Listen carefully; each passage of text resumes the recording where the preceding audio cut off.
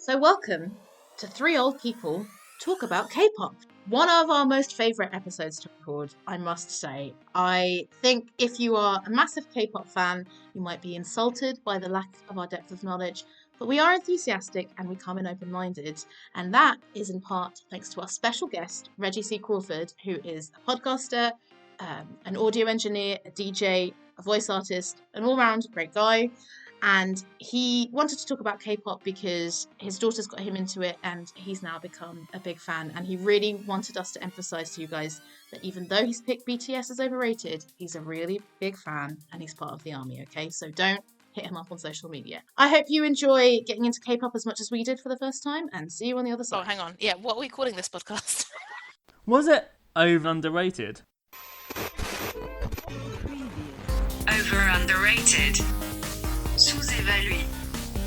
Überschätzt. Överunderskattad. Welcome to the latest episode of Over Underrated with Fran and Babs. How are we today, Fran?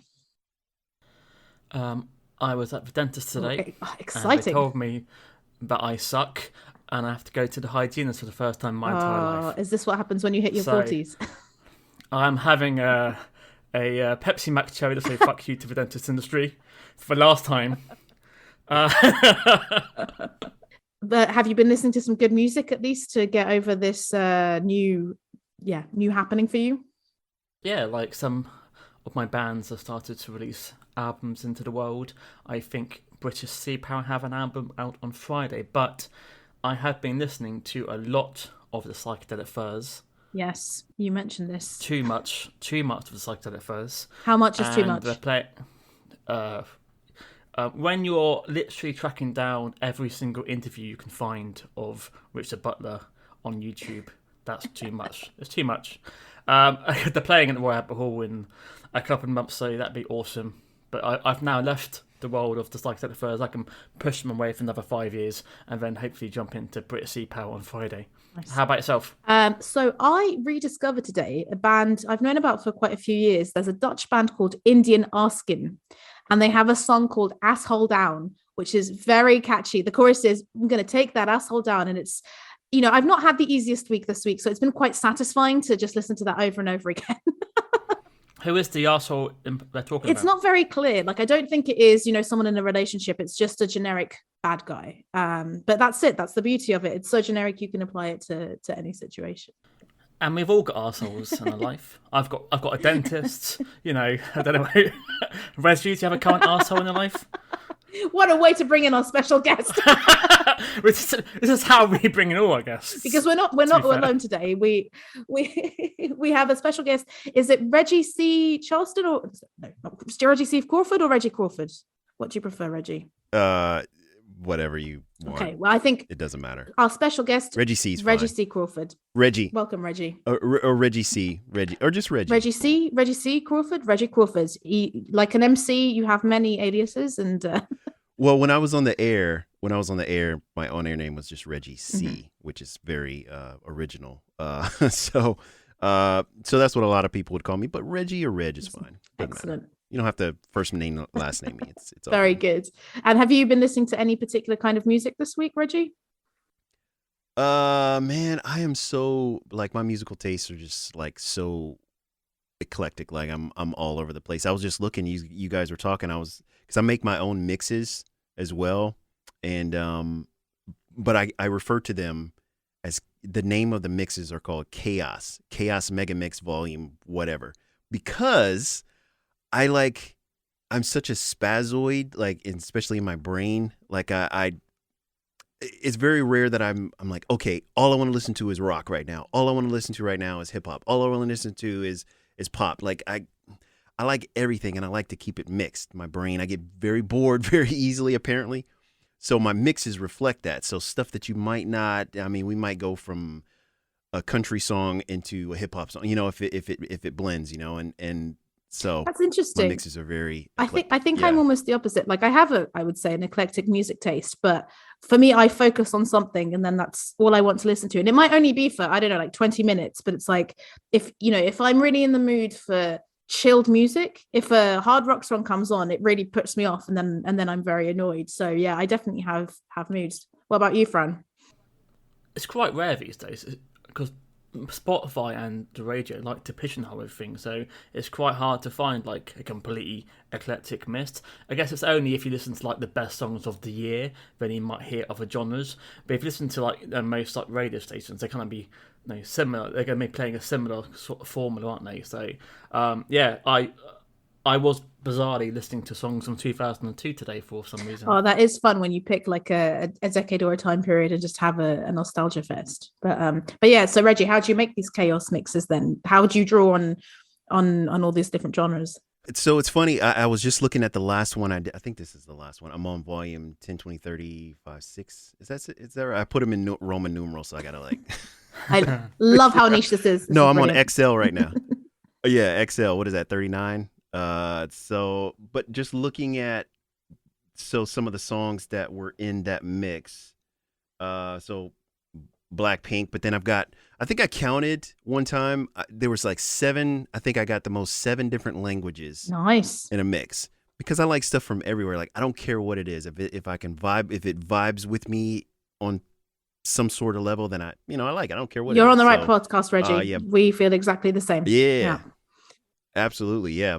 So like it's got Blackpink, it's got some how would I say that name? Prim Kahani. So some stuff from Bollywood. Oh wow. I got Omarion from like early 2000s. Eminem kicks it off. David Cook. There's BTS in there. There's Dr. Dre. There's NCT. There's EXO. There's Rick Ross. There's Sean Paul. So it's just like all over. Oh no, there's Journeys in there as well. So yeah, can you imagine mixing Journey? Don't stop believing, yeah, Reggie. so. That's what we say. Exactly. But exactly. We're going to focus on one theme. I hope you can handle this, Reggie. That we're not going all over the place, obviously.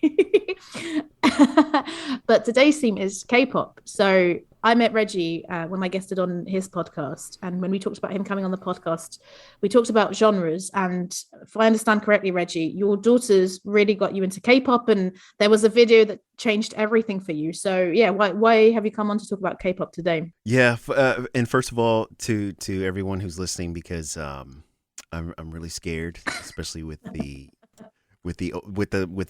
band that's listed as Overrated. I'm really scared. Don't worry about it, Reggie. We, just because we're saying they're overrated doesn't mean we're saying they're bad. It's just that they're very famous, and do they deserve the fame? So don't worry. We will protect you from the army. Don't worry. Imagine if we had Taylor Swift as overrated, we would be crucified, literally. Oh man.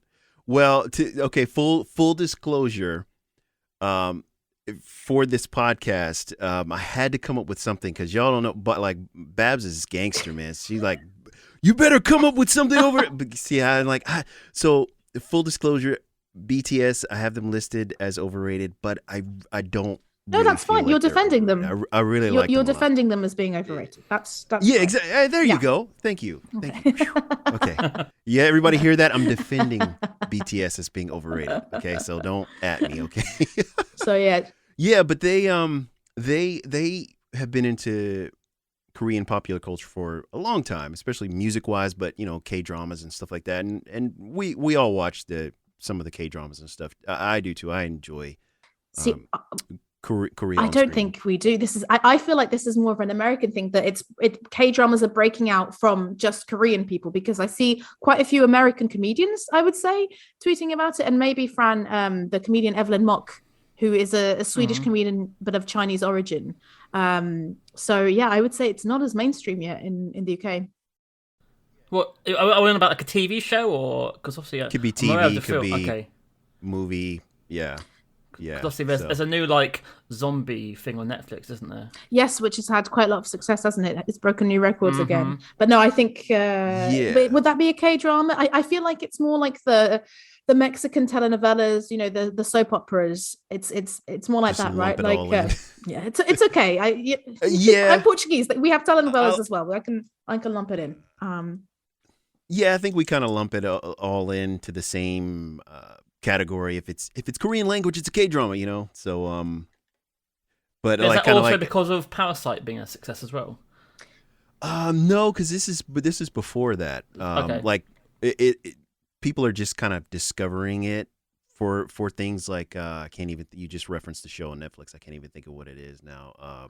So that's exposing people and getting people, opening people's eyes to this this genre that's always been it's always been there. You just never paid attention to it. So so anyway, well, I guess I say we all. I guess everybody in my house, like we all will sit down and watch some a K-drama or something like that. Now, as far as K-pop, which is just Korean pop music, popular music, which again gets lumped into, I guess all the genres get lumped into the same pop category, it seems like. So they would listen to it probably 10 years ago, and the stuff that I was hearing, I didn't like. I mean, it was just like mediocre, like just whatever pop music that you would hear anywhere else, just in a different language. I was like, yeah, it's not really, I don't like it. It's not doing anything for me. And then I would always make fun of them, and I'd be walking by and they'd be watching something on TV, and I'd be like, wow, there's so many. Like, how many members is there in this group? Like, man, there's like 1 million of them. There's too many people in this group, It's just stuff like that. It used to drive them crazy. And then what opened my eyes, and this goes back to I just built my home studio computer, and I was just setting stuff up at home for the first time, and I was setting up my speakers and everything. And so one of my daughters, I think daughter number 2, comes in there and is like, she pulls this up on SoundCloud. This is like, I don't know, 2015, 2016. She pulls this song up on SoundCloud by this artist called J-Hope, and the song was called One Verse. And so like from when the beat first dropped, it's like dun, dun, dun, dun, and I was like, whoa, and then he goes into his rap, his hip hop song, and he starts along J-Ho nah nah it 'em, and I was like, what? Are you kidding me? This is K-pop? Like, why haven't y'all been listening to this all this time? Like, so then I was like, because obviously there's hip hop in the Korean language. Yeah. But, I just never paid attention to it. And I never heard them play anything other than, bubblegum mediocrity is what I would refer to it. Just for me, you like what you like, whatever, who cares? But for me, I didn't really like it. So then I was in the speakers were like bumping, and I was just like, yo, who is this? And they're like, yeah, this is guy. He's a guy from BTS. And I was like, okay. Hooked. All right, I see. Yeah, well, no, I was like, okay, all right, no, you cheat. I see. All right, I don't know. So I got to work. I think it was like the next week or week after, whatever. And I was like, oh yeah, let me check out. They said BTS, and I looked it up, and then that exposed me to some other stuff, which we'll get into. So. Yeah, but that song, J-Hope, One Verse, that was the catalyst that opened my eyes to K-pop. This is the thing. We'll get into it when we talk about BTS, but I had no idea they'd been going for as long as they had, because I'm quite a novice to K-pop. If someone asked me, okay, who do you know in K-pop? I know BTS and Blackpink. I know Jennie and Jungkook. That's it, from kind of just being on the internet, not looking at anything else. And I remember at university, I don't know if you had this as well, Fran, there were some people who were into K-pop and J-pop, but it seemed like a very, very niche interest. And it seemed to be, people who were into the culture. You had to be into the culture to kind of like that. So, very, very specific. But what's been refreshing to see is that it's now, a global force to be reckoned with. And seemingly people don't care that it's in a language that they don't understand, in an alphabet that they can't read, because, it's now one of the biggest music markets in the world. I think on Wikipedia, it said that in 2020, it experienced 44.8% growth. So, it's quite incredible.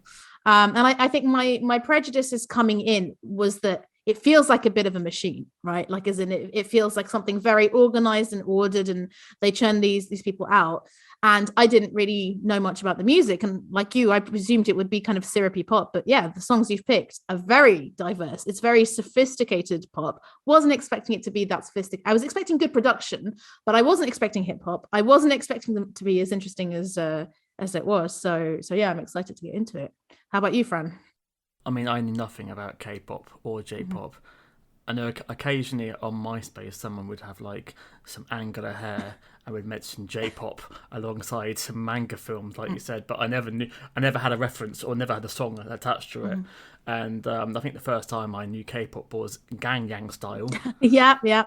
That was what, 2012? Which apparently, or... yeah, and apparently K-pop hate it because it's not real K-pop and it's kind of mocking a lot of the K-pop people. And then I remember like there's a chat show in the UK called the Graham Norton Show, and I think they introduced a band called BTS with like a billion members. And I was like, what is this? And I instantly thought, oh, that'll be a fad. I don't need to know this. and then it turns out I couldn't not know BTS because suddenly, Dynamite was played out of every speaker in the whole of the UK. And now, Coldplay, who are a band, I grew up loving, and now duetting with BTS, which shows how far they have gone. And as per usual, I watched the K-pop documentary this morning. And? I've learnt everything you ever want to know about the world of K-pop. Yeah. Anyone was remember it interesting? Boa? Actually, it was really interesting. Although like I said, it does sort of show it is a machine. I'm surprised that Simon Cowell would have loved being in control of this genre because he likes to completely control an artist, and a lot of these bands are completely controlled from the age of 11. They go to they literally have like football. They get someone at age 11 and then teach them how to speak, how to dance, change their diet, change their mannerisms, completely train them for like years, and they may not even release a song until they're like 18. Wow. And then some of them would just leave after being in training for 6 years. It's really, really odd. And I thought it's quite apt that for bands coming from the Korean capital that they are kind of soulless. Oh, lovely pun. That's my awful dad pun of the day. Thank you very much. But yeah, I had never heard of the other band we're going to talk about at all. Me neither. So I literally knew 2 BTS songs and Gangnam Style. So this has opened my eyes massively to a new world. Definitely. Well, and you were saying how it's very much a machine. I'd heard that too, like early on, and that was one of the things that I didn't like about it either. So I was like, it's manufactured, etc., etc. Yeah. So I'm like, but whatever, I got over it, I guess. Yeah, again, I'm repeating myself, but I wasn't expecting the pop to be so good. Like, it's extremely sophisticated. I mean, and it's clearly drawing. Maybe it is a bit of a tick box exercise because some of the songs it's drawing on so many different genres, and you feel like, okay, it's drawing on all the trendy genres of the moment. But for the most, I think it works. The reason why the pop music has to be complicated, they mentioned this because it had, in the documentary, it had 2 Western songwriters, one from America, one from UK, who came over and had to write a song a day. And they're told, and it said it's really different because they can't have a basic song because there's so many members. They have to have constant changing. You have to have like a high section, a low section, a rap section. So it has to be really, really intense. So and one of the producers says all song pop has to have strong rhythm, a diverse singing, and aggressive tracks to dance to. That's the template for all K-pop, which is why these bands sound like that. Like there's no acoustic guitar under somebody singing, or one guy harmonizing. Yeah. They all have to have a part for each member of the band, which means there's going to be That's what's interesting, because when I think about British pop specifically, maybe American pop as well, Reggie, you can tell me, a lot of it is so much more basic. Having just recorded for the S-Pod podcast again and looking at S Club 7, where, it's kind of one person leading, everyone vaguely harmonizing in the back, everyone doing the same dance routine. You look at this and you're like, this, what on earth? And S Club 7 were a band who were really controlled because they had this TV show and all this other stuff as well. So it's just like, wow, this is what can be achieved when you put in the money and the time. Definitely. But are we thinking that S Club 7 might have been the start of K-pop? The British K-pop. Yeah. Who knows? But yeah, I mean, Reggie, you mentioned it before, but you've picked an absolute juggernaut as the overrated band, but doesn't mean that you're calling them overrated. We're just discussing why they are so famous. So tell us, who are your overrated act? Who is your overrated act? I love your choice of words. You're very diplomatic. So everybody in BTS Army, please don't at me because I like BTS. I really do. And personally, I don't think they're overrated. Okay. However, as I just said, BTS is my choice. And as we get through some of the songs that I have on the playlist, I'll break down to you really the reason that it's really one reason why I came up with them. But okay, so here's the deal. Like, I am not a huge K-pop Stan fan, I would say. No, to use the modern parlance. definitely not a stan. Exactly. Yeah. I'm a fan of the music, but I don't go deep like that. Like if I hear them playing something, I'll Shazam it and pull it down later and throw it in one of my mixes because I share my mixes with them, and then so they'll be like, oh, I used to do that. Like, especially early on, I didn't want them to know that I was like listening to to K-pop, so I would Shazam it and I'm like, okay, and I'll pull it down later, and then I'd slap it in a mix, and then so they just be listening to the mix and be like, oh, how did he know about this song? Like, where, just a K-pop song would just pop in the mix in some random spot. But I don't know a lot of different groups. The most of the ones that I do, like, I only know like maybe one song or two songs. Like, I might know like like one song from like a Monsta X or Red Velvet or Chungha or something like that, or VIX. I only know like maybe one or two songs that I've come across that I like. But I don't like go deep like some fans really do. So I couldn't, when you wanted 5 songs, I'm like, there's not a whole ton of groups that I dislike enough or feel this way about enough to do that with. However, this one group, because of Samsung, has made me hate this one song. so I'm like, okay, so I guess I'll throw them in there because they're super popular and everybody's going to know who I'm talking about if I put that in there. But I don't personally think that BTS is. But I think they are. They're just overexposed. They're the most successful band at the moment, no? So I think it's an absolutely fair pick in that respect. So which song is with Samsung? So I don't know what it was about YouTube and Samsung that I was getting hit with this ad, but it was for one of their phones, and it was Butter. Oh, really? It was one of their new songs, and I just sidestep right now. I was like, I'm. Well, but so Fran, you said that it was Dynamite. I was being right? terrorized. That was terrorizing the British. Yeah. But I guess Samsung is Korean, isn't it? So it's a perfect fit for them. Oh yeah, I didn't even think about that. I'm like, why are you? I'm being terrorized. Like it. So, and I ended up I'm not going to buy a Samsung phone just for the stupid ads that you keep hitting me with every time I try to watch a YouTube video.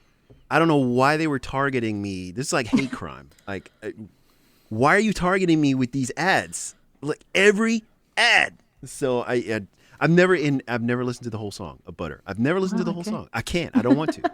So, can you feel my passion? Definitely, we can feel the passion. I feel more about Butter later. More about Butter later, indeed. Softer, cooler, harder, whatever the tagline is.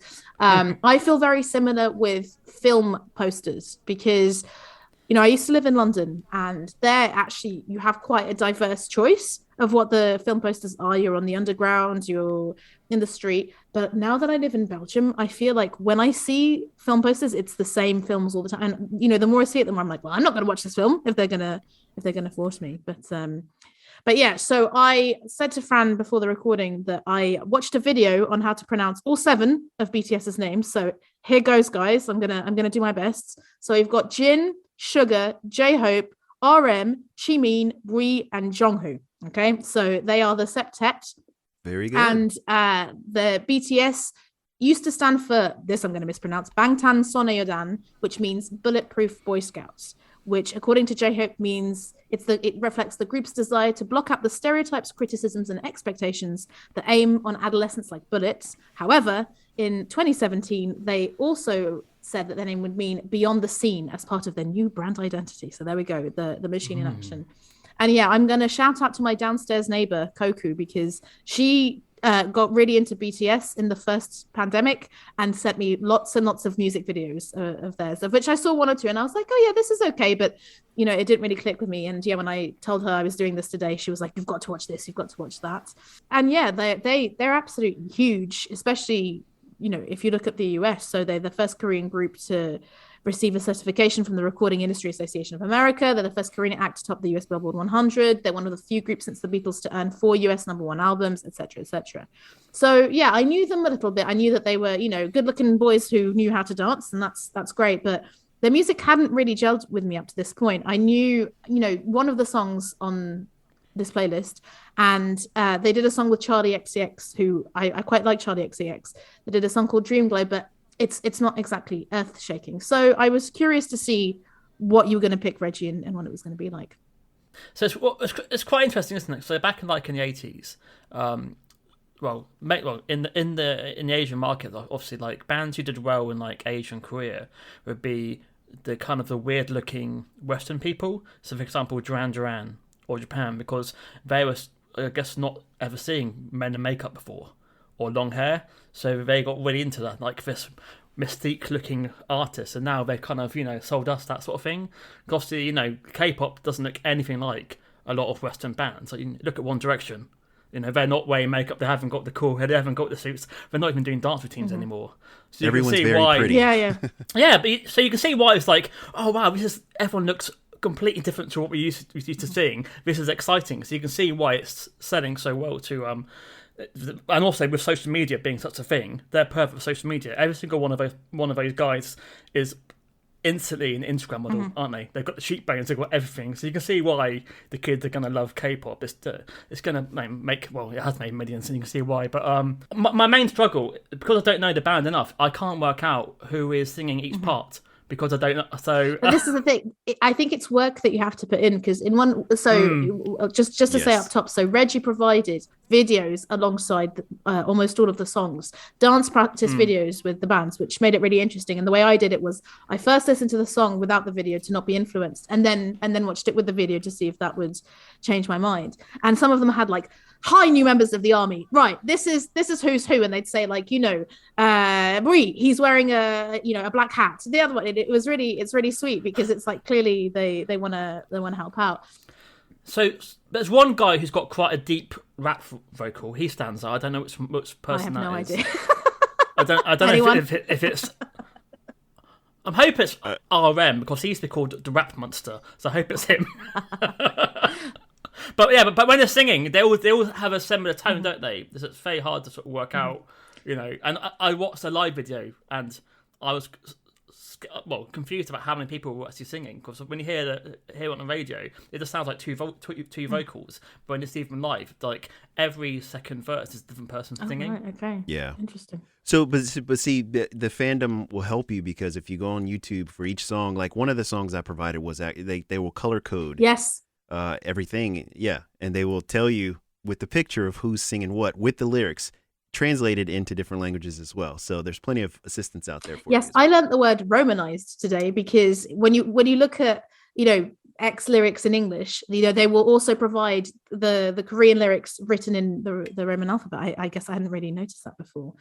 But to be fair, Babs, when Blazing Squad were out there, did we know who was singing each lyric? Blazing Squad, Reggie, who I think you are very unlikely to know, was a British rap group with something like 9 members, I would guess. But with that, again, there was one clear leader, Kenzie. Like, there's one clear leader, and then everyone else is just fodder. Waving in the background, wearing tracksuits. Whereas, I think it's interesting that you say, Fran, that they, it's very deliberate to give airtime to everyone. I think because as well that with boy bands, everyone has their favorites, so making sure that they're all in the spotlight. And it's merchandise. So like in that documentary, the guy said K-pop have learnt how to sell merchandise, because obviously CDs are dead. How they're going to make music, and literally because they've got like 8 members, they have 8 versions of everything. So therefore they sell 8 times the amount of music and merchandise that another band would. So it's very cynical. Yeah, but it works. But it works, and I think broadly the music's good. Overrated. But Reggie, do you want to get us started? What's the first song on your BTS playlist? Okay, well, let's go. So I talked about One Verse from J-Hope, which was the catalyst to opening my eyes. So that led to like I said, I went to YouTube and I was like, okay, let me look up BTS, and it popped up Bape Say. The song in English is called Silver Spoon. Okay, and it was the dance practice. So I was like, okay, and I checked it out, and I'm like, oh man, this is great. This is another song that the beat was just hitting. I loved the melody and the music, and then watching them dance, and it was so lighthearted. They were just having fun, just being silly, and I was like, man, I really like this. And then over on the side led me to one of the songs in the other list, which we'll get to. But it's basically 3 songs that kicked it all off for me, and so Silver Spoon was a big one on that. And they love spoons because one of the other songs also talks about spoons. But yeah, Can we have that as the trailer? what, BTS love spoons? Yeah. There we go. Clip that out. Cut it in. Because so this was one of the songs where I was like, oh, like this is edgy hip hop. I wasn't expecting that. And actually, again, this was one I think from your list that was the most complex. It took me a while to get into, and I wasn't sure whether I liked it. But on second listen, I was like, no, this is good. I just need to kind of get into it. And watching the video, I really enjoyed this YouTube comment which said, everyone is talking about how unique the choreography is, but no one is talking about the message of the song, how silver spoons are stars who are in the industry because of nepotism or money, and they're going further with no talent. And I was like, it is a machine, but it is a machine with an edge. And I mean, we can talk about the politics of the K Army as well. They did lots of stuff relating to kind of buying up tickets to Donald Trump rallies to make sure that it would be empty and stuff like that, and supporting Black Lives Matters. But yeah, I thought in this video they're having a great time. That apart from there's a guy with a face mask under his chin, I don't think he is. Looking at the different videos, I think there is a difference. And with BTS videos, the earlier ones definitely feel kind of a bit more innocent. I kind of like how they're less slick. This one's 2018, so it's a bit different. But yeah, I quite enjoyed this. Well, song. that was I think that was actually 2016 okay. when that one came out. So that video might not have come out. They might not have posted it until then. But okay. Yeah, that was very early. There we go. Yeah.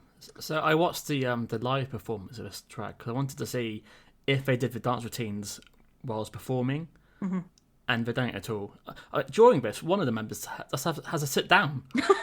For half of the song, and then he gets up and starts singing. Because I thought they surely can't be this energetic for an entire concert, can they? Because when they do their videos, like it's full on dancing. So I thought they're either going to mime or they have to perform. And I think they've chosen to perform, like to properly sing and properly rap, and like do a Britney Spears and mime on stage while doing her live concerts. But music, the actual song.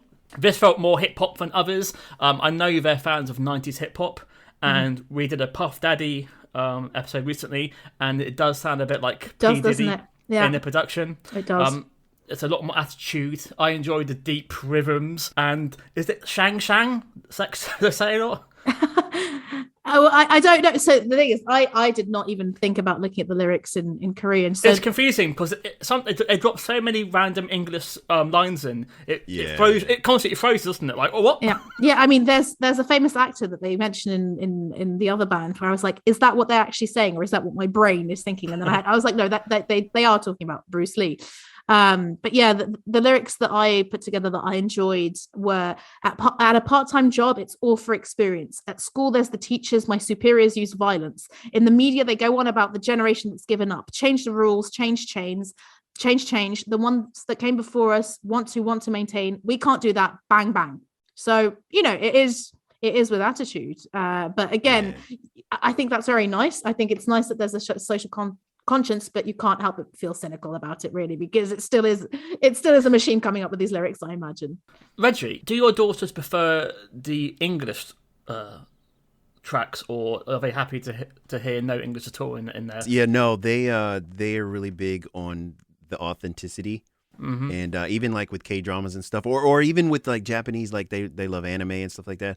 They will not watch the dubs unless you have no choice. That's correct. They want and they will subtitle all day. And I'm like, okay, yeah. And they went to see BTS a couple of years ago before all the madness happened in New Jersey over here in the U.S. And I think they were I think they danced most of the time, but I think sometimes like you said, it's a lot of energy, so they they have other dancers as well there too, because you can't sing and do all that at the same time. The choreography is so complex, like in all of these videos. I think I wrote on one of them like, oh, they're slacking a bit here, and I'm like, my God, what am I comparing this to? Like, calm down, Barbara. Exactly. Like, no one else does this. Exactly. So I think like it's crazy. What is interesting is how long are they going to be in a band for? Like, because usually K-pop, they kind of retire in their early 30s.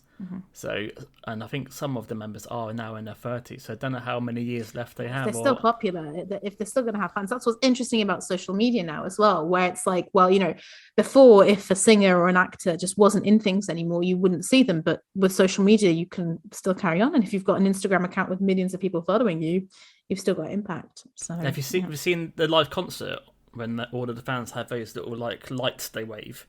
Yeah, she's have one at the house and they sync up. Yeah, it's cool. They have one of those. And the fans make their own lyrics. So if there's like an instrumental, they will then sing themselves. Oh wow, so it's like a duet between. Yeah.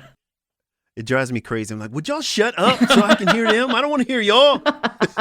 But see, I'm not deep like they are. So you know, like, whatever. But anyway. Yeah. But it's funny you talking about groups. You know, the shorter life.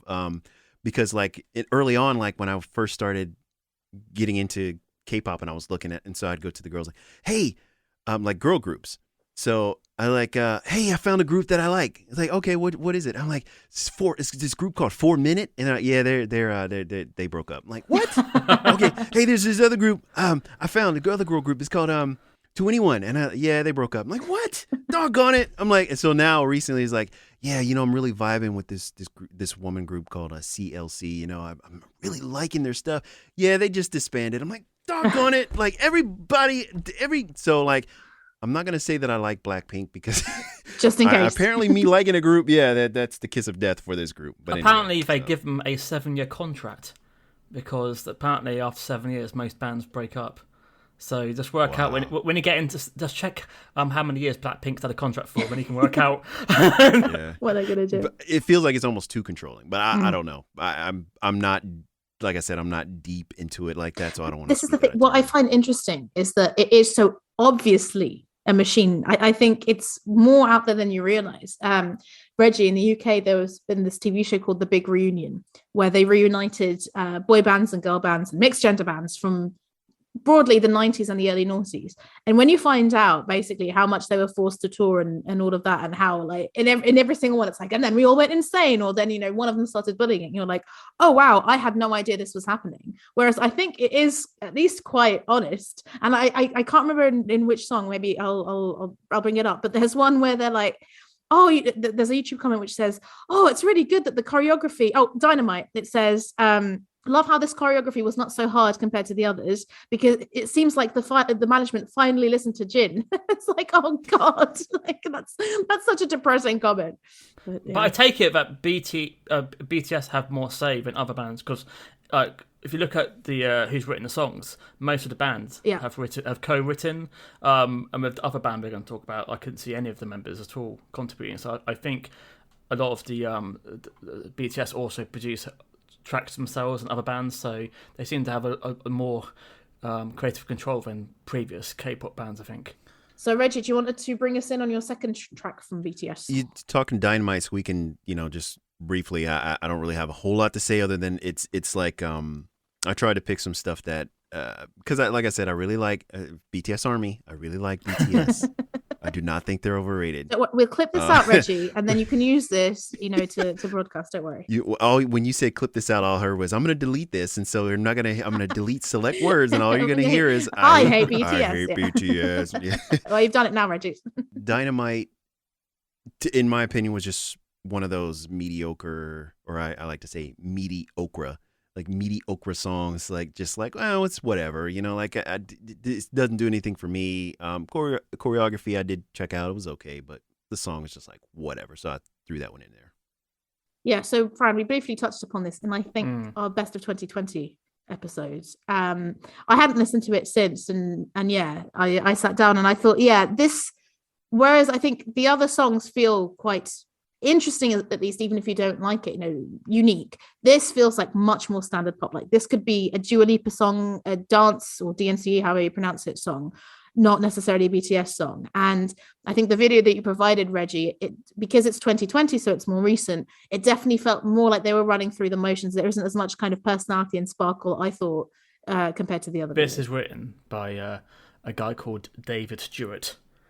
The Dave Stewart, or no, not V. Dave not Stewart, Eurythmics. Okay, yeah. A David Stewart and Jessica Agamba. So yes, that's why it sounds completely different, because none of the band are involved in it at all. So I guess this has just been dropped in for them specifically to try and tackle the UK and US market, I guess. And it worked. Well, yeah, it did the job. But it's interesting. I mean, it's got guitars in it, which is quite rare from the other songs that I've heard previously. But yeah, I mean, I'm not a fan of a key change. No, me neither. It really annoyed me. Change. I mean, this could be your vision, couldn't it? Really, 100%.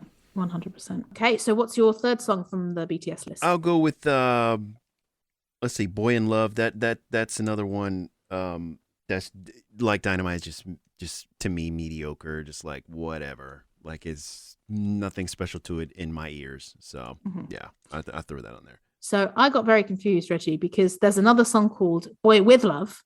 And that's what I thought it was initially. And because I listened to the song, I was like, oh, yeah. And then I saw the video and I thought, what the hell? And I was like, oh, Boy in Love. Sorry. Because it's from this album called School Love Affair, School, SKOOL. So, yeah, when it started, I thought this is an unusually aggressive delivery and guitars as well. And it's called Boy in Love. And I thought, okay, what's going on here? I don't think this is going to work. And I didn't like the beginning, but by the end I was sold. I think because there's this kind of more pop chorus, it's a nice contrast and there's very nice harmonization. So yeah, I was actually sold by the end. Were you sold, Fran? Yeah, so when I first listened to this, I got the wrong track and I got the one of Halsey. Yeah, exactly. Yeah. And I like Halsey. So that's good. So yeah, so I quickly had to play it again. But yeah, it's got high energy. It's got the mix of English and Korean. This actually reminds me of Linkin Park. Oh, okay, yeah. Can you hear that? Yeah, I think there is new metal. I think on the Underrated band as well, I made that point of like it was like new metal with R&B with hip hop, like mixing it all in. So, but why is there a Crazy Frog collaboration in the end? Oh, what? I didn't notice. He goes ring, ring, ring, ring, doesn't he? And it's like a car starting sound. I didn't even pick up on that. I picked up on that massively, but so there you go. That stood out for me a little bit. It was good, but I prefer the song with Halsey. See, I prefer this one because I actually quite like Halsey, and I remember listening to Boy with Love, and I remember there was a point where I think they performed it on something like a Jimmy Fallon or the MTV Awards, something like that. And she's singing in Korean, which is all very impressive. But I again, like with the Charlie XX song, I'm like, I don't like it as much. I prefer Boy in Love to Boy with Love, I must say. Well, that's fine. But as long as we both like boys, it's all good. That's all good. But yeah, I really enjoyed the video because it's much more lo-fi. Like you can barely hear the music in it. And there's a very, nice and earnest YouTube comment, which is, this is why BTS is so different from the rest of the K-pop groups. You can see the hunger for success in all their eyes, as if they've got something to prove to the world. Most people think they're just some sort of overnight success, but they don't realize just how hard they've worked for everything they have now. Truly remarkable. Because yeah, this is from 2014. I thought BTS were from like 2019 tops, but no, they've been doing this for ages. Yeah, when I went on Wikipedia, I thought, okay, this would be short. They've been around for, 2 years? I was like, holy moly, this is like literally scrolling through. I had to give up after a while. And I thought, I'm not even going to dabble with the solo careers. Like, they must literally release an album every 6 months, either by themselves or with the band. It's insane. I mean, once again. And tour the world. It's like, whoa. It's a machine. It's a machine. It is a machine. And the next song from the machine, Reggie, is... Mic Drop. And again, I hate to even put that on there because I really like the song. The choreography is amazing. The choreography to Mic Drop is outstanding. But I was running out, so I had to put something. So I mean, I'm like, Mic Drop. Most people will have at least heard of Mic Drop, so I'll put that one in there. But again, I like the song. The choreography is amazing. I agree. I think the choreography is amazing. And this was actually the first one I listened to. So it really blew me away. And it was really funny to see the video where they've all, I presume, have their names on their jumpers so you can see who they are. And yeah, like, it's very simple, but this one feels the video feels very, very real. They've got nice expressions. And yeah, because it was the first one I listened to, I was like, whoa, this is way more hip hop than I was expecting. And then it changes quite dramatically to become electronic. Then the hip hop vocals come back and there's this kind of weird vocoder thing going on. And yeah, I think the video is like 5 minutes long. It's just, I was just like, this is a pop song. This is what's selling. Like, incredible. More of this, please. But I actually hadn't heard it before your list, Reggie. Had you, Fran? No, I never heard it. Or the Steve, is it Aoki remix? Oh, Steve Aoki, yeah. Yeah. I guess that would have helped bring it to a Western audience. Yeah, I like the fear synth motif. Again, this is the first track I heard on the Spotify playlist, and I was like, oh, this is not Dynamite. This is a whole new bag. And yeah, do they sing an auto tune at some point? Yes, I think they do. It's heavily, yeah. And I like the bit when I think they go, I try, near the end. It's like a big climatic ending with Silent Joy. But for some reason, it reminds me of Drop It Like It's Hot, and that got in my head the entire time. And I thought, have they even sampled it? But no, they haven't. But I don't want them to be sued at all. But yeah, it's a little bit like that. I agree with you, and it makes sense if like you both say they're into that kind of hip hop. I was too busy listening to them talk about spoons, so I think this is from the first verse. The translation is, yeah, who says my spoon is dirty? I don't care. When I grab the mic, I have several gold spoons. Several uncooked steaks over there make me mad. Once again, I'll chew you all up on the night of the stars. Wow. Hey. Wow. Are they aware of the other connotations of a dirty spoon? I don't think so. I mean, is this ain't train spotting? I don't think so. But yeah, you probably didn't hear it here first. BTS love spoons. And other kitchen, let's say, accessories. Because yeah, I think we're in your last song of the list, Reggie. This is the one that had BTS stuck in my head. Like I said, it was a Samsung commercials used extensively, at least here. I don't know why I was targeted so much with this. It's a conspiracy. It must be, maybe because I was about to switch, but needless to say, Samsung, I did not go with the Samsung phone. I went with the Google phone. Thank you very much. Maybe it was Google that was doing that. Like, we're going to make you hate Samsung so you'll get a Google phone. I don't know. But yeah, so the song is called Butter, and all I was getting hit was sidestep right now. I'm like, oh, please, no mas, no more. I cannot. You made me hate the song, and I've never even heard the song other than that part. So what a swing of emotion. that's the whole reason why BTS is so good job, Samsung. Oh, there we Good go. job. And actually, you singing just now, Reggie, reminded me of "This Is America" by Childish Gambino. So who knows? Maybe they took from there. But yeah, this is a completely different song. I wrote there's Bruno Mars, David Guetta vibes. There's a rap in the middle, which makes it more interesting. And actually, I got a bit of a 90s vibe. Again, Fran, I was thinking S Club and Five. There's some oohs in there that reminded me of, the kind of British pop bands that used that in the 90s. And yeah, I can appreciate the production and I can imagine dancing to this at a wedding, but I didn't save this one to the library. It wasn't so much for me. They said this is inspired by Michael Jackson's Smooth Criminal and Usher's You Got It Bad. Right. I think they even name check those tracks during it. And the song is about, them being smooth, calm guys. That's what being butter is about, guys. I wouldn't know any of that info.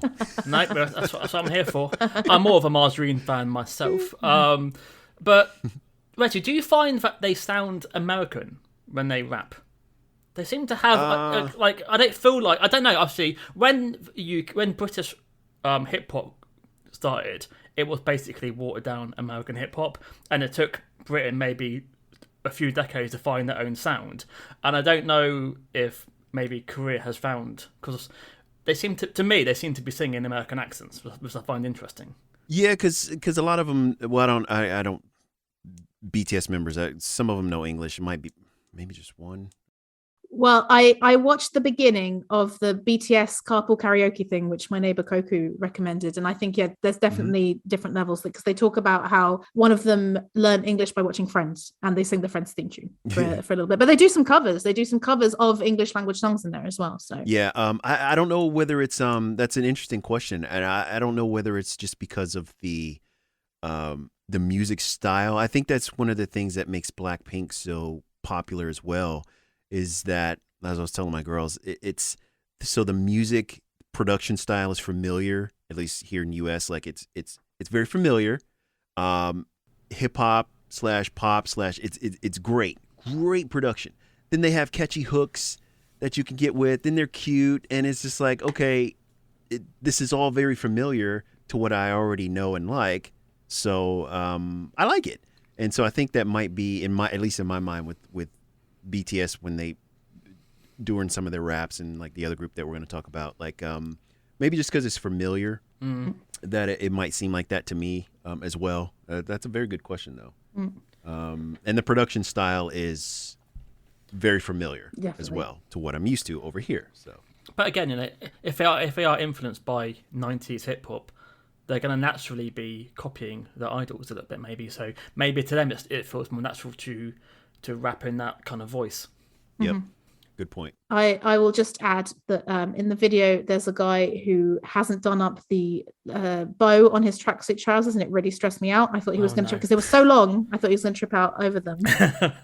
And yeah, I think they do name check some songs, Fran. That makes sense now, because what I pulled out of the lyrics are smooth like butter, like a criminal undercover, go and pop like trouble breaking into your heart like that. Cool shade stunner. Yeah, I owe it all to my mother. So there we go. Well, you've educated me because I haven't watched the video and I don't know the lyrics except side step right left. That's all I know. That's all I'm going to know. I think Google has won because Google owns YouTube. So therefore, you bought a Google phone through their evil advertising. Oh, well, there we go. It was a conspiracy all along. Conspiracy all along. So, Reggie, despite picking BTS as overrated, I imagine that you don't actually think they're overrated, or am I wrong? I do not.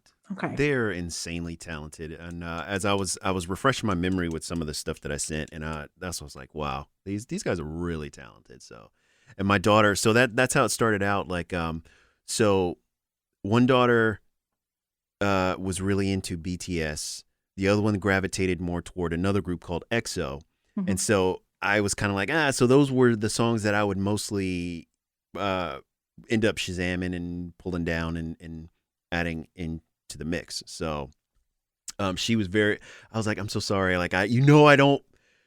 She's like, make sure you tell them that, they're not over. I'm like, I know. It's the later stuff, and it's their newer stuff, and it's their American stuff or their English stuff that's, that's whack. But they're not. I'm like, I know. The earlier stuff is good. It's just like you said, just oversaturated. It's too much nonstop work, nonstop putting out songs. There's only so much you can do. So you're only human. So is there much diversity between each band? Like, because they're so media trained and have been told to speak in a certain way, can you see the personality between each band? So obviously, when we were younger, New Kids on the Block were quite different to, I don't know, the Backstreet Boys or Take That. But looking at this for a short time, I can't see the bands being very different in like personality or image or anything. They all seem to be pretty similar. Yeah, I could see why you would say that. And I feel like in their early, because I went back to like some of their, like when they first are getting out there and they're having to do all this promotional stuff. Yeah, they do seem like there's like zero personality with a lot of these groups, male and female. And then as they go along, I guess you get just human nature, you get used to what you're doing and you get comfortable, and then you more of your personality comes out. Yeah, going back and look at earlier stuff, like some of their radio stuff. It's There's so much content out there. Like when I was looking at the video on how to pronounce their names, there was a video which is like each member of BTS acting like their star sign, and I was like, oh my god, I think that's quite niche. But then I had like probably, I don't know, a million views. So I think because there's like Fran was saying about the merchandise and stuff like that, there are the people there who are going to pull these videos together and emphasize whatever, and then you pick your favorite and you can discuss their personality traits. But yeah, I mean, despite the cynicism and despite the clear success. I mean, they seem to me to be the K-pop frontrunners. I have difficulty calling them overrated because like you said, Reggie, they're extremely talented. The way in which the choreography is part of the music, and they all clearly work so hard on the singing and the dancing. There's not like a weak link there. I do kind of feel they deserve the success. Do you agree, Fran, or a bit more nuanced? Well, yeah. If you compare them to my generation, then they're far more talented than the boy bands we grew up. I like a dance routine in the 90s was clapping your hands and turning round. So, but that's the only thing I'm put off by is are they the Amazon of the music world? Are they too big?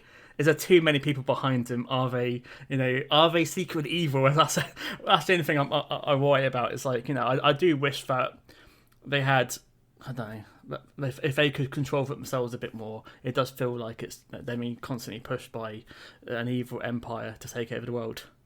Yeah, and I mean, so my neighbor Koku, when I was chatting about K-pop, she sent me an article from The Guardian saying that South Korea is under pressure to crack down on cyberbullying because 2 celebrities died this week due to cyberbullying. I think they're hyped up and then kind of released to the wolves. And I think even if you are, media trained and prepared for it, it's it can be. You're it can human. Be very difficult. You're human being. They're human beings. Yeah. Well, I mean, aren't they called idols? Aren't they? They literally are called idols, and apparently, they have to act a certain way. Like, if one of them was caught doing any drugs, they would be like sacked instantly. They have to be put on a pedestal and they have to act a certain way and doing that every day for 7 years. That's hard. And I've noticed that certain members take a step back occasionally, especially in the band we're about to talk about. I think they've lost a couple of members, and maybe it's that, but maybe they can't cope with constantly having to think or say certain things throughout their career.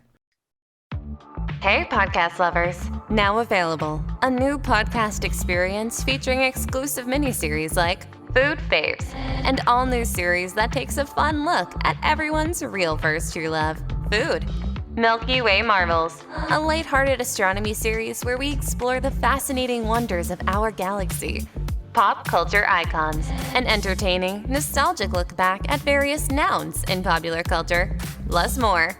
Relax, enjoy, listen, laugh, and maybe even learn. Podcast, presented by Sonic Embassy. Now streaming everywhere you listen. Access quick links to your favorite places to listen now at solo.to/Sonic Embassy. Underrated. I think let's get into the underrated act because, I mean, we talked about BTS being a machine, but this is on another level. So, Reggie, who are we talking about as the underrated act? Oh, yeah, here we go. So, I just made this realization last summer.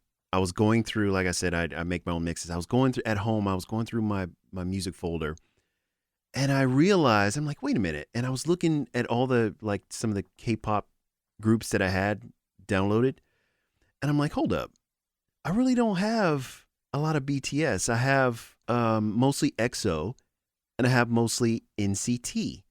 And I'm like, and actually I had the same number of songs for those two.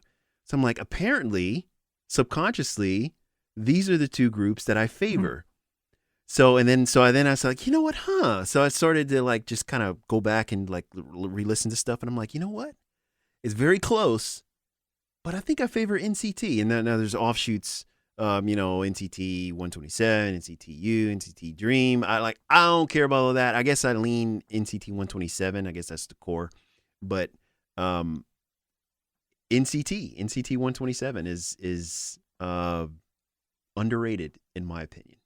Now my one daughter said, make sure you say NCT is not underrated because in some countries, she said, NCT is the number one K-pop boy band. Fair enough. In some countries. So make sure you say they're underrated to you. And I'm like, well, of course, yeah, because I like them. So, they need more. They need more love. So. Well, I have never heard of them. So Me neither. Kind of underrated. Boom. See? All right. Now we're talking. Yeah, I'd never heard of them. Fran, do you want to profile them or? I can't. I don't really know enough about the Neo Culture Technology 127, which is the Longitude and Seoul, I believe, is where they got the name from. Okay, I didn't know that. I think they have 9 current members because one, I think Win has taken a step back. But did you read that they're part of the bigger NCT universe? Oh, yeah. With 23 members. Yeah, it's a bit like the Marvel universe. Yeah. If they lose one, there's a billion others to back them up with. But yeah, we're talking about the 127 from Seoul, I believe. Apart from one track, which is NCTU, I believe. Oh, blimey, try. But yeah, they are slightly different because they are more of an international group. So like Mark's from Canada, Johnny's from America. Glad you did your research. Utah's from Japan and Women's from China. Obviously, they're all Korean heritage. But yeah, so I think 2 of them can speak perfect English, which I guess helps when you're being interviewed in America. They've been going for maybe 5 years. And I think, they are starting to take over BTS in some territories. And I think they seem to be a lot bigger in America. In the UK, I've not heard a peep from this band at all. So maybe the conquering each country at a time. Well, what did you know? Well, I just, I know what I read on Wikipedia basically, because I mean they have, so it was created by SM Entertainment as a boy band, and yeah, I've got 23 members ranging in age from late teens to mid 20s, divided into 4 different subunits, and including one called Wavy, which is in China, and there's a new one coming called NCT Hollywood. So I think then they can do NCT Bournemouth, and then they can come to the UK. But yeah, so that you have all these different subgroups, but then they do come together. So they've released 3 albums as NCT. But yeah, just the language that's used, it's like the label plan to debut a new boy band that would fall in line with their culture content strategy. One that would contain an unlimited number of members that would debut in separate subunits. I mean, Christ, it is very sort of robotic. So yeah, I think reading that before getting into the music, I thought, oh God, is it going to be really, really boring? Not at all. Not at all. So yeah, Reggie, introduce us to NCT 127/U. What's the first song on the list? Oh, /Dream. /Dream, yeah. Yeah. Okay, so as I mentioned, J-Hope, one verse from BTS that led me to search for BTS, which led me to Silver Spoon or Babe Say. And sorry, computer's freaking out over here. And then on the side, as I was looking at that dance cover, Fire Truck. There was a song called Fire Truck, and it was a dance practice. And I'm like, oh, and I wasn't even paying attention. I was like, oh, it's another BTS. So I didn't read. I just was like, oh, here's another one. Let me check that out, because I was like into it. Like, okay, like I'm liking this. And Fire Truck, and from the getting lifted, and it gets into it, and they had so much energy. The song was just banging. Whoop whoop whoop whoop. I was just like, oh man, this is like, the choreography is just top notch. Still one of my favorite dance practice videos of all the groups that I've watched and all the songs that I've watched. This Fire Truck is just high level energy. I remember some of the voice. I'm like, these guys don't look like those voices should be coming out of them, because I mean, some of these voices are like so deep and rich, and I'm like, what? Like, you don't look like that should be coming out of you like that. But yeah, so that and I watched those Silver Spoon and Fire Truck. I watched those so many times, and then it kind of just branched off from there. So yeah, those are the 3 songs the catalysts that got me into K-pop. Yeah, I thought this was really funky. I enjoyed the kind of siren effects and the woo-woos going on.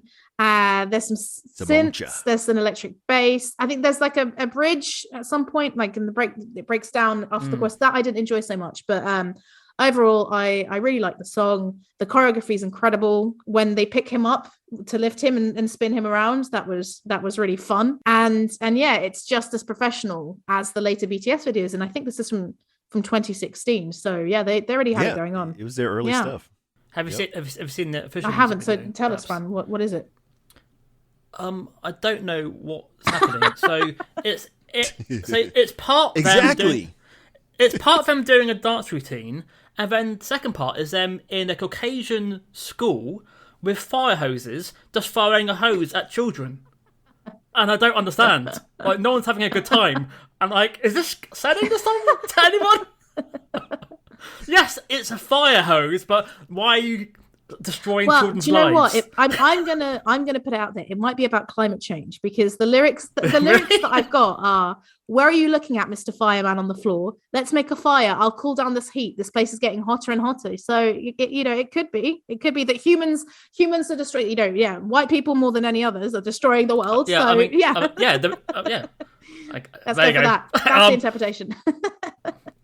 To flip you, I enjoyed the middle eight. That's the bit I preferred.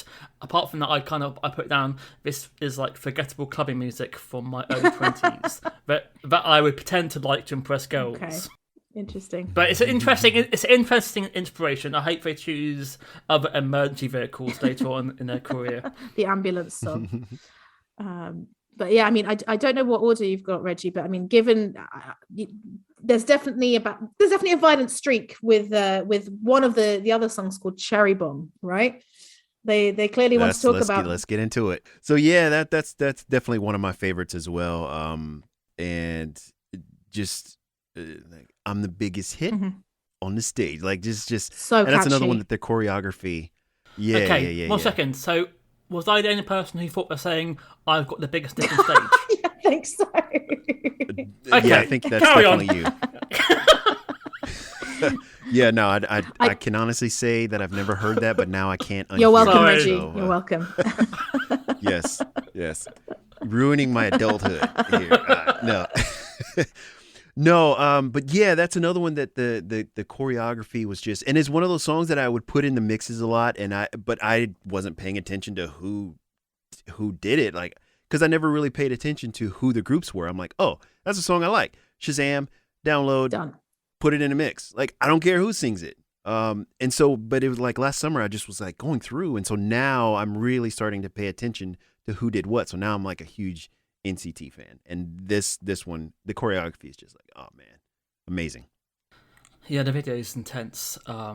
So apart from me getting the main hook wrong, what is your opinion on when you're happy in the note, clap your hands? Because it kind of removes the edge of the song for me a little bit. In this beat. Yeah. I think the production's great, but like the previous track, I actually prefer the sections when they're singing. It's got like a Backstreet Boys vibe to it, so kind of like. But overall, after a minute or so, I kind of got a bit tired of the whole track, unfortunately. See, yeah, I think, the I'm the biggest hit on the stage just got absolutely stuck in my head, and I was really intrigued how it started because it's just with these, again, very aggressive voices.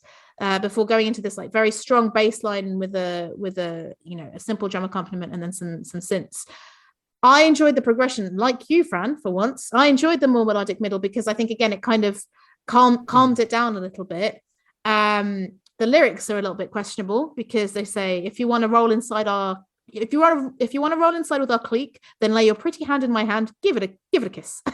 so there we go. But yeah, I think maybe mid-range for me. I think I enjoyed Fire Truck more, but I definitely enjoyed the video, which is in black and white. I like how it's definitely in this one, the guys are all given little individual roles. So at the beginning, they're all individually reacting to those strong voices. And then the guy in the white baseball cap, as I call him, does a little kind of solo moonwalk section, and all the other guys are backing him up in the background. It was very satisfying. So yeah, that was definitely one of my favorite dance practice videos. Can the audience like copy the moves? Is it too complicated for the fan base? No. And that's another thing. No, that's so what you do, and this is another thing I love to do. So you look up, okay, whatever song dance, so Cherry Bomb, NCT Cherry Bomb dance practice, then NCT dance cover. And so people from all over the world will do covers, and the big thing right now is to do it in public. Oh So they'll do these dance covers in public. They'll have costumes on. It's just amazing, and they kill it. That's another thing I like to do is like, okay, give it a couple, if the song just drops, give it a month or so, give it a couple weeks, and then go back and see who's posted some dance covers. And some of them do like a really amazing job at it. So it's really fun to do. And is that on TikTok? Is it a lot of that? No, YouTube. No, Oh, really? YouTube. Yeah. I mean, I'm still trying to learn the floss. That's where I'm at right now. And I that's think too I can do hard. the Macarena, and that's about it, really. But So in about 10, 15 years, and you guys will we'll go. be dancing a cherry bomb. There's a slight delay there, but you know. No. We're fine with that. We can cope with that. You know, then when it's underrated, we'll bring it back. But yeah. So what's your next song on the list, Reggie? Kick It. Let me introduce you to some new things. This song I just discovered, I think, last year. I'm always late. I'm late to everything. And well, actually, I was surprised when I went back and looked at some of the dates, like Fire Truck and Silver Spoon. All those, I was pretty on time with it. It had just released, and like Blackpink, all this kind of happened at the same time. So I was like, oh, okay, cool. Kick It, I was late. All the rest of these, I was late. Well, Kick It, I was late. And that's another one where you just look at the to me, the song, it reeks of this should be live. Like, it just sounds like it should be live with the live band. And, you know, then you look at the choreography. That's another reason why I love NCT, is because even though it's a machine and probably the same choreographers are working, you know, with all of them, but something about them, it was very good selection, very good combination. I think there is, with 127, there's some redundancy with some of the members. Like, there's probably one or two members too many. They're kind of redundant, but they did such a good job putting them together, and their choreography is always just on point. And these guys are super duper talented. So Kick It is just another one of those high energy, fun. You see other groups, male and female, have done their versions of the choreography song. You can look that up as well. And then it's a great song. Have you heard Velour by The Prodigy? Listen to the guitars from that, and it sounds like exactly the same as Kick It. I don't know if they've been inspired by The Prodigy. So Babs mentioned the lyrics earlier, and yeah, this is about Bruce Lee having a bad day, I think. Or is it being inspired by Bruce Lee to bass kick swinging? Do some bass kick swinging. It's like left punch, right punch, pow. But the official video is again bonkers, because it has them doing, you know, Bruce Lee's style dancing, and then it just cuts to each member just posing. Nice. For like too long. But I guess that's, you know, I guess what the fans want. So for me, it was a mix. It was a mix. But I mean, it is a mix. I think this is the most diverse song of all of them, because you've got an aggressive new metal start I've written, then some very modern trap beats come in, then there's a total shift and it goes into R&B, and then later on there's even like a drum and bass section. So I'm just like, this should not work, but it does. I mean, to me it does. But I have to say, Reggie, I think this was the one for me that was the most let down by the dance practice. I think because the music is quite tinny and difficult to listen to. Yeah. But not only that, I felt like it's such a high energy song. And again, having watched everything else, I felt like the choreography here didn't match the energy of the song. But maybe I think it's a difficult song to choreograph to, and it must be a difficult song to dance to because of all those shifts. So maybe they've deliberately slowed it down. But now I'm intrigued to go and watch the official music video, Fran. Yeah, maybe I'll get more out of it. Be interesting to see it live as well, to see how they perform this live. Have you seen them live, Reggie? Not in person, but yeah. So that's the other thing. So what will happen is when a new song is released, they'll usually, and I forget what it's called. Maybe it's comeback stage or something. I can't remember. But yeah, so you can find the live, like right after, not long after the song is released, and they do the dance practice video. There's a live version, and here recently, since the pandemic, I believe it's been without an audience, but it'll still be like live. And I like to watch that just to hear them sing, because that's what when I see something live, I want to hear you sing live. All these beautiful harmonies that are pre-recorded, I want to hear, can you do that live, or are you going to do that live? And that's unfortunately one thing about the majority of K-pop live stuff that I've listened to. There's because they're so focused on the overall performance that the vocals are like secondary. It's all about everything else, especially the dancing. So the singing, the live singing, is kind of put to the back. But yeah, they what you see in the dance practice is exactly what you see on the live stage. It's amazing. Do they have to have like a 5-minute sit down per track when you see them live? Like, what are they on? I don't know. Exactly. I don't know, but I've never seen them like a full concert. But I'm sure there's plenty of people out there that can attest to that. But man, I don't know. I wonder that same thing myself. So much energy. I mean, when I see Rod Stewart live, he has to go off stage and have oxygen, and he's just singing. So yeah, I need to check out their live performances to see, if they can carry a whole 90-minute performance without someone, falling off stage or having a hernia, like anything, yeah, very, very bizarre. But I guess that's why Win Win. I think it's Win Win has taken a back seat for 2021 apparently. So to your next track, Reggie. Yeah, so this one I again late, somewhat late. It's a song called Gimme Gimme, and so I think I was laying in bed one morning and I just YouTube, and it popped up and I was like, oh okay, let me check this song out, and from the first the first beat I was like, oh my goodness, and then I'm like you, Babs. I listen to the song first, and then if there's a dance practice, I'll go to that first, so I can like kind of know the song. And so I did that, and then I watched the choreography, and I was just like, man, they killed it. The song is just banging, okay. And then so my daughter number one, I was like later on that day, I was like, hey, have you heard that song by NCT? Because I'm always late. They always know everything before me. So I was like, hey, have you heard this? Like, no, actually I haven't. I was like, what? Do you mean I know something before you do? So she went and listened to it, and she comes back, that's in Japanese, right? And I was like, what? Like, yeah. I didn't know that either. So that's a Japanese song. Oops. I didn't know that. Yeah, I didn't know that when I was listening to it, because I don't know Korean, but they pretty much know Korean. They can read it pretty well and everything. But she's like, yeah, that's Japanese. And then I looked it up. I'm like, oh yeah, that is a Japanese. This is a Japanese song. So I didn't even know that, but just gimme. Oh, I was just like, what? This song, they just destroyed every other K-pop. Done. Everybody else just pack your stuff, go home. This song is a banger. So, in my opinion, of course. Yeah, because themselves and BTS release different albums in Japan as well at the same time. So Yeah. they have there's 3 or 4 different markets they're constantly attacking. So yeah, it's like the pace is absolutely insane. So I had no idea this was in Japanese. Me neither, no. I thought it sounded a lot like Britney Spears' Toxic era in production, and also has another sort of like alarm motif in the background, like me. I enjoyed it, but I don't think I would go back to it.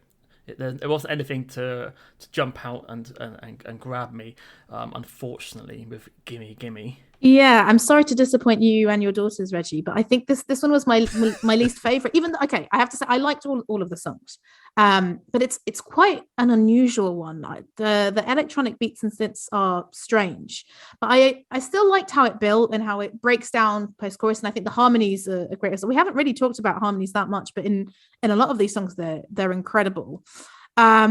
And there's some more great lyrics. When I realized my feelings, things were too late, so addictive, incurable, spicy disease. Yeah, there we go. But yeah, and I think choreographically, again, of course, still amazing. But it seemed the most unpolished. Like there's one guy who just keeps, I think, having a break. He just keeps going off to one side, and it's like, yeah, fair enough. This must be a very difficult song to dance to. Yeah, well, if you notice, that's what they all kind of do. Sometimes, depending on the camera angle, they'll still be in the shot. Sometimes they'll come and walk forward to get out of the shot. But that's just kind of how the dance practices or the choreography is constructed. Reggie, which track can you dance along to the best? I don't dance. I don't dance. No, I appreciate the art form and the athleticism involved in dance, but that's not what I do. I'll move. Stay in the box. There's a box, and I move my feet around this box, and that's where I'm gonna stay. You can wave a little light thing back and forth. Yeah, in the concert. exactly. I'm very similar, I have to say. Yeah, I love watching dance. Like I'll even go and watch sort of, ballet and modern dance, but I'm there like, wow, how do they do it? Because I think just the way all the different individual body parts moved, I'm like, I didn't know you had a muscle there. But yeah, this was my least favorite. It was still a good song. So there we go. Oh man, that's okay. We have one more, Reggie. We have one final one. Okay, yeah. So I had to go because this was very difficult to choose because so many of the stuff that I've come across I've liked, and not everything. Like they just dropped a new album with all of them. I think it's called Universe or something like that. But this is another song. I don't even remember which subgroup it was, but it's just kind of different members from. So I think this is various NCT subgroups. possibly. Yeah. Is it you? Yeah. Okay. But the song is called Round and Round. It's a ballad, and there's no, this is an album cut, so there's no dance practice or anything like that. So that's why I sent you the color coded version. But just from as I was going through some of the stuff off the newest album, I came across this one. I was like, oh man, this is like just the chord progression, the melodies. There's some beautiful voices in there. I like this is actually one I kind of looked at the lyrics for English, and I was like, this is cool. I kind of like the lyrics of this as well. It was sweet. It's just you don't know I need you. This guy, one of my favorite voices in the group. I think his name is Jae Hyun or something like that. He's got that deeper register and kind of what you were talking about in Cherry Bomb when they hit the middle. Like he's the one that was singing that too, or part of it. And this song is just very pretty, and it's just stuck in my head. So it's very new. It's only been a month or two since it's been out as of this date. So yeah, this has got more of a typical boy band fare to it, isn't it? Really, there's no sort of like edgy raps at all happening in it. There's a band called the Suga-babes who have a song called Round and Round, which I prefer. Yeah, I mean, this was pop R&B. I like the smoothness of the chorus. What I really liked actually was the piano sounds contrasted with the voices, because I think it is a sort of synth piano, but they get away with it. It almost sounds like a real piano contrasted with very electronic and very smooth production. So I was a fan, and so this was the one, Reggie, right, with the color coded video that shows you what each one of them is singing. And it is about love lost. Suddenly it's 2:30. I can't fall asleep. As always, I think of you, etc., etc. So definitely showing some of the versatility of the NCT universe in this one. This section more boy bandy, like more singing than rap? Do you know, Reggie? What's the difference between NCTU and NCT 127? You know what?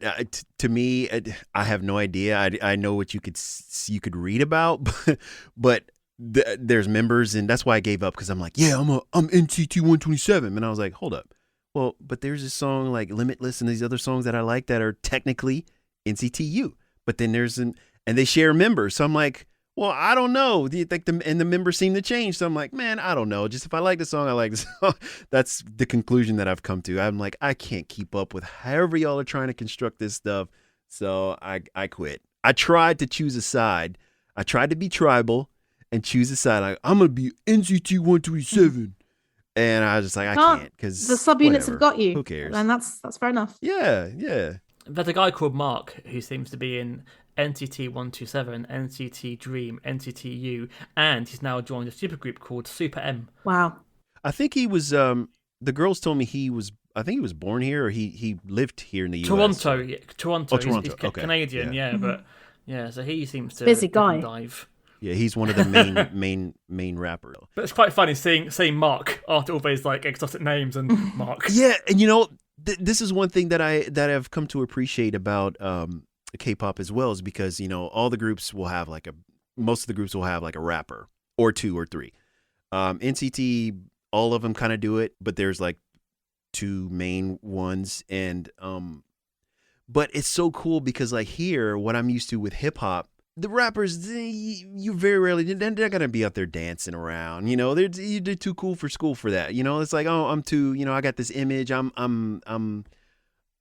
whatever. I'm a thug, whatever it is. But they're not gonna be out there dancing around. And so one of the things that I love, well, Drake, he'll sing as well, but a lot of rappers don't sing. Well, auto-tune has kind of changed that, but they can also sing, and so it's like this multi-talented entity, these multi-talented people that I've grown to appreciate. Like, wow, this is pretty cool. I like to see the rappers dancing just as hard as the singers. So well, if you watch PE 2000, you'll see Puff Daddy doing some awkward dancing. Awkward robot dancing. This is what we've been promoting recently.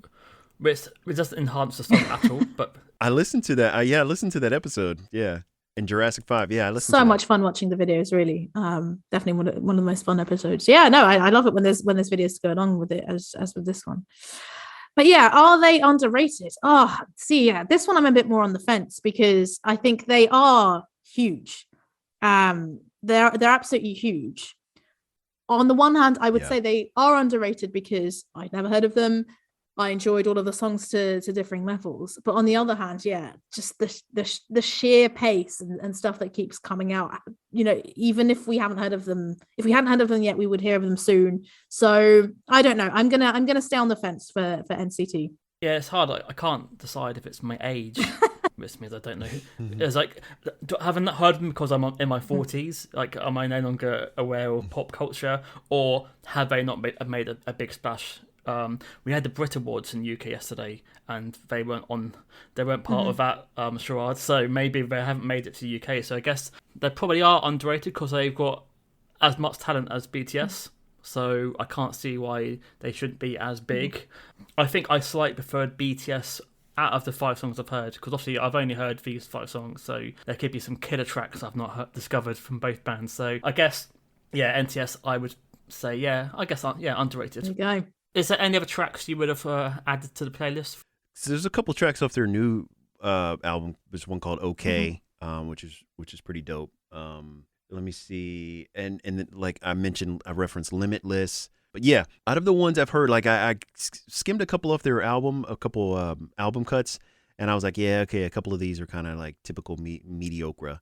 But most of the stuff that they release, I can't really say that there's one that haven't liked. Like Stickers, one that's Lemonade, that's another one that's fairly more recent.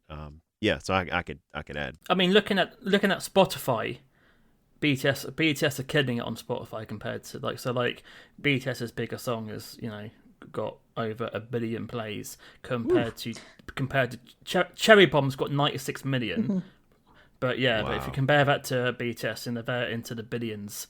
But the NCT, I checked this before, they are all split up into their individual ones. So combined, it's more than you think. But you're right that it's still not as much as BTS. Sidestep, right, left. And on that note, thank you so much for joining us today, Reggie. What would you like to promote? What would you like to plug? Well, I appreciate you're like one of our favorite guests on the podcast. Talking about food. I appreciate it. Love. Yeah, you are a hit. You are definitely a superstar on the podcast. And I have so much. I'm like, it was so hard to trim. We were talking about French fries. It was so hard. It's always so hard to edit your stuff because you there's so much info and so much great stuff. So I think I'm gonna pull some of that off for a Patreon. Like, I'm on stuff, Patreon like finally. Scenes, like yes, stuff. Love it. Yeah, you will be. I haven't done it yet, but yeah. So I have a podcast as well. My freelance company is called freelance audio post-production company is called Sonic Embassy. And so I have a podcast that is called Podcast Presented by Sonic Embassy. Real great name there. Very lazy. But so within it, we have I've established a couple of mini series. So there's one focused on astronomy. It's called Milky Way Marvels. There's a mini series focused on food. It's called Food Faves. There's one focused on popular culture, which could be anything. I call it, we focus on various nouns in popular culture, which could be a person, place, or thing. So pop culture icons is the name of that one. And then there's some more series that are in development as well. So it's really fun. It's very production intensive, because that's what I do. I'm an audio nerd, so I'm really all about the sounds and, you know, just making everything sound as professional as possible. Well, it is professional, so but I want you to be able to tell that it is professional. So thank you. Yeah, no, thank you for coming. I was just going to say, do you want to maybe share your social media handles so people can follow Sonic Embassy? Sure. On IG at the Sonic Embassy, Twitter at Sonic Embassy. We're on Vero, Facebook page, Sonic Embassy. So yeah, solo.to/Sonic Embassy. That will just take you everywhere. Fantastic. So solo.to. Brilliant. Thank you so much for introducing us to K-pop. I can't think of someone better to introduce us to novices as well. Someone who is a fairly recent convert Is a novice too, but has 3 very dedicated fans to help out. Yeah, I learned a lot, and I feel like for the first time, like I have a foot in this world that I didn't have before. But the sad thing is that as soon as we get to know these, they're all going to bands, disband, be replaced. I mean, apparently it's only the female groups that have that effect on. So go figure. Oh no, that's depressing. I mean, yeah, I think it was very telling in the NCT description that it's like all the members are in their late teens, early 20s. After that, they are disposed when they go to the boy band retirement factory. So let's see. Yeah, I try not to say I've avoided the depth of info of that because it kind of ruins it for me. So apologies. Let's all go and join TikTok and learn some dances and follow them on YouTube. I think I definitely feel, I mean, actually a lot of the YouTube comments were people being like, oh my God, I'm trying to learn this dance and it's so difficult. So, let's get inspired by K-pop song and dance. Look at the dance covers. I'm telling you, these groups are very there we talented. go. Look at the dance cover. It's very and fun. Feel free to send us your dance covers of BTS or please. Yes, please, much appreciated. Brilliant. Well, see you next time. Bye. Bye. So thank you for making it to the end. I can tell you that after we recorded this podcast, I listened to Fire Truck so much that I think it's going to become one of my top songs. To be fair, I was going through a bad patch, and who would have thought that a more underrated K-pop band would have been where I found solace? But thank you very much, NCT. And thank you, Reggie, for coming onto the podcast and letting us dip our toes into K-pop with him. So if you want to come and praise Reggie for his wonderful choice of music, you can do it via our social media. You can follow us at OU Music Pod on Twitter, at Overunderatedmusicpod Music Pod on Instagram, or you can email us overunderatedmusicpod@gmail.com. Gonna go and listen to the BTS boys talk about spoons and think about life. See you on the other side.